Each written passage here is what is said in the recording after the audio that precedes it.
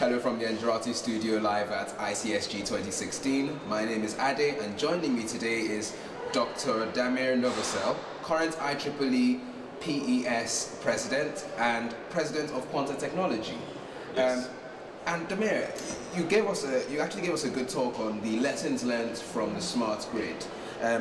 Would you mind putting it into perspective, this concept of balancing past lessons and future objectives? Right. With the smart grid, there are a number of drivers and organizations that are pushing in different directions. And it's important to learn from the past to understand why grid did get connected in the first place. And when the first grid was created in 1882, it was actually distributed grid because there was a generating source and the load, but then it was decided that for the financial reasons, for the cost reasons, for the efficiency and reliability, to actually connect the grid. So there was a reason for connecting the grid. So now if we learn from this, we need, of course the technology has changed significantly because we now have PVs that are much more cost effective, and we see the huge penetration of PV in the world and going forward. So we need to take advantage of this technology, but we still need to do it in a balanced way. And to explain a little bit further, we have a situation when people would say there is no need for transmission grid anymore. And there are some people that are saying that distributed generation will never be cost effective. And we believe that the hybrid system is the system of the future. So we need to do it in a balanced way. We need to have both transmission grid, and we need to have the distribution grid, but also distributed energy resources. Okay. One of the things, obviously, you're working over at the IEEE Power and Energy Society is, looking at roadmaps and pilots. Could you tell us a bit about, what's gone wrong? Because there have been a lot of pilots out there, right? What's missing, and how should we be building this future roadmap? Yeah, and with the pilots, it's necessary to have the pilots, and through pilots you learn a lot. Of course, it's always an important aspect is to look from the perspective of the benefits, not just the technology itself. So, but how technology can help solve the issues that we have or address some of the drivers that we have. Because of course the big driver is reducing the carbon emissions. So environmental benefits are extremely important. So that's why we, or as industry, are putting lots of effort to have wind power, solar, storage, and all, including also use of electrical vehicles. So, but it's important to understand how to benefit from these technologies, what will be the financial aspects, and understand the impact on the grid, and then pilots will be more useful in that process. It's quite interesting that you say technologies, and you're very keen to stress the S there, because there are themes around EVs, themes around virtual power plants, smart metering, you name it, there's something out there that's smart. Why is big picture thinking and seeing the full picture, benefits-wise and business case-wise, going to be a key factor for taking smart grids forward? So grid has changed quite a bit. And again, this is very good that we have all these technologies now.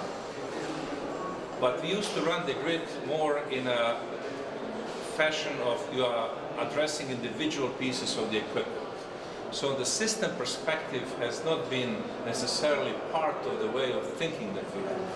So if you use the technology, you always look into how can you apply the technology for certain application, for a certain benefit.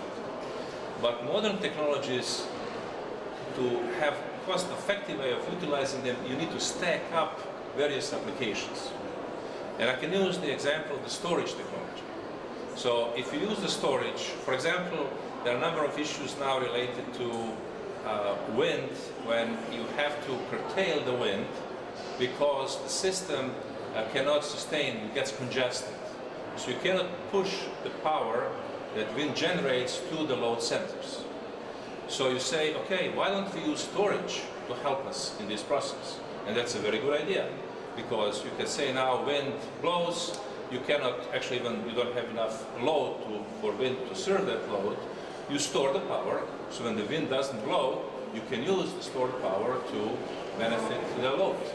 At it all looks good, and it is, but the storage is still quite expensive, and you don't get net present value below 5-10 years, 10 years or more.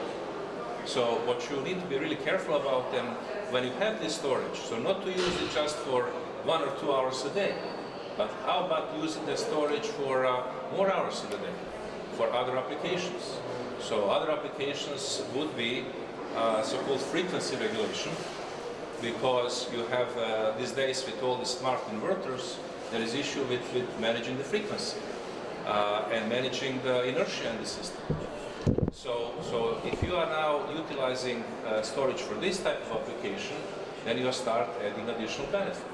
There can be some benefits related to deferral of T&D assets, building some additional assets.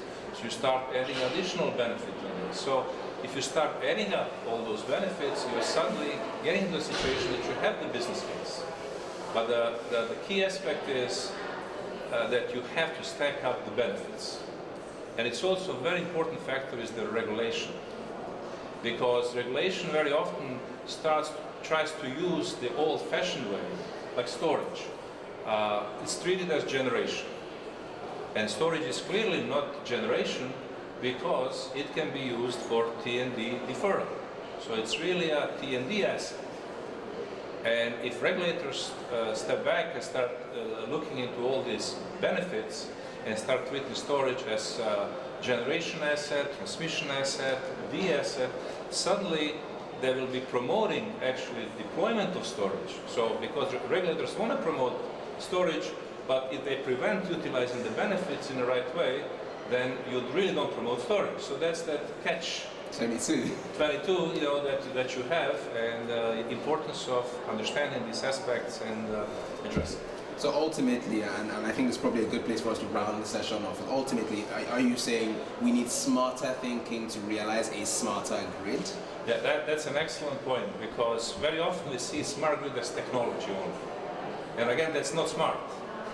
Firstly, for smart grid to be smart, it has to be across the electrical system, starting with consumers, distribution system, transmission system, generation. Then the grid is smart. Then it's not just the technology, it's how it processes.